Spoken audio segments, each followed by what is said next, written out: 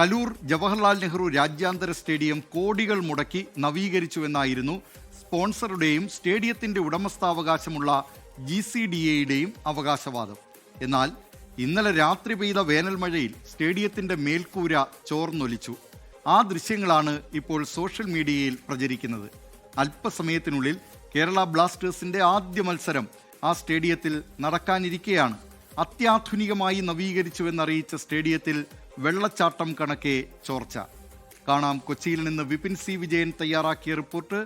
ലോക നിലവാരം, ലോഭമില്ലാത്ത ചോർച്ച. ഏതാണ്ട് എല്ലാ ജോലികളും പൂർത്തിയാക്കിയിട്ടുണ്ട്.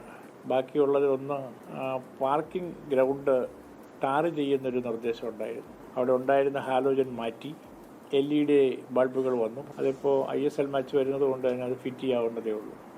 എടുത്തു പറയാവുന്ന കുറവുകളൊന്നും ഇല്ലെങ്കിൽ ബാക്കിയില്ല. കസേരകളിൽ മാറ്റം വന്നു. ഗ്രേറ്റർ കൊച്ചിൻ ഡെവലപ്മെന്റ് അതോറിറ്റിയുടെ ചെയർമാൻ 1.5 ആഴ്ച മുൻപ് പറഞ്ഞ വാക്കുകളാണിത്. സ്റ്റേഡിയം നവീകരണത്തിൽ 90% ജോലികളും പൂർത്തിയായെന്ന് ചുരുക്കം. ഇന്നലെ രാത്രി കൊച്ചി നഗരത്തിൽ ആദ്യ വേനൽ മഴ ലഭിച്ചു. അപ്പോൾ ഈ സ്റ്റേഡിയത്തിനുള്ളിലെ കാഴ്ച കാണാം.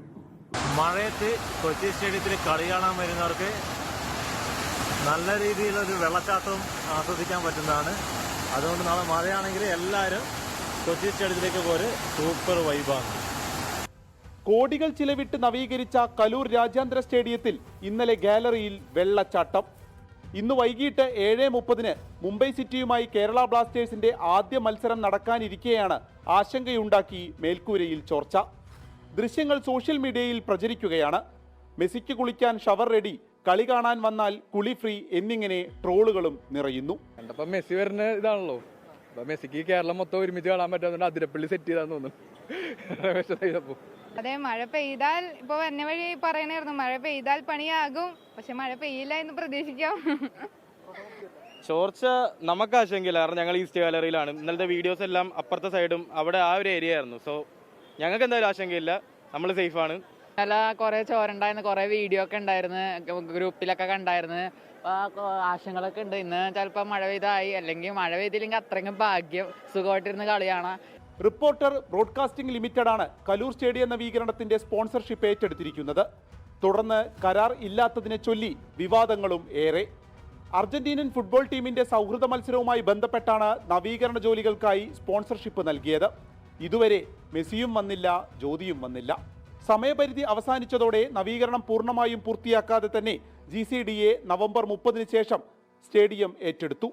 ടർഫ്, സീറ്റുകളുടെ നവീകരണം, ഹാൾ സീലിംഗ്, ചുറ്റുമതിൽ എന്നിങ്ങനെ സമഗ്ര വികസനമാണ് ലക്ഷ്യമിട്ടിരുന്നത്. എല്ലാ ഒരുക്കങ്ങളും പൂർത്തിയായി എന്നാണ് GCDAയും അറിയിച്ചത്.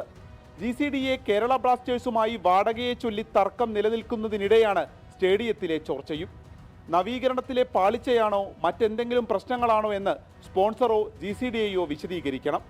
സ്റ്റേഡിയം 70 കോടി രൂപ മുടക്കിയാണ് നവീകരിക്കുന്നത് എന്നായിരുന്നു സ്പോൺസർ പറഞ്ഞിരുന്നത്. ഇത്രയും രൂപ മുടക്കി എന്തെല്ലാം നവീകരണം നടത്തിയെന്ന് പിന്നീട് വിശദീകരിച്ചിട്ടുമില്ല. എല്ലാം സാങ്കേതിക സമിതി പരിശോധനയ്ക്ക് ശേഷം എന്ന് അധികൃതർ പറയുമ്പോഴാണ് എടുത്ത പണി പാളിയോ എന്ന ചില സംശയം ഉയരുന്നത്. 24 കൊച്ചി. ലോകത്തെവിടെയായാലും ഏത് സമയത്തും 24 വാർത്തകളും ഓഗ്മെന്റഡ് റിയാലിറ്റി പാക്കേജുകളും എക്സ്പ്ലെയിനറുകളും വിശദമായി കാണാൻ ഞങ്ങളുടെ YouTube ചാനൽ നിങ്ങൾക്ക് സബ്സ്ക്രൈബ് ചെയ്യാം.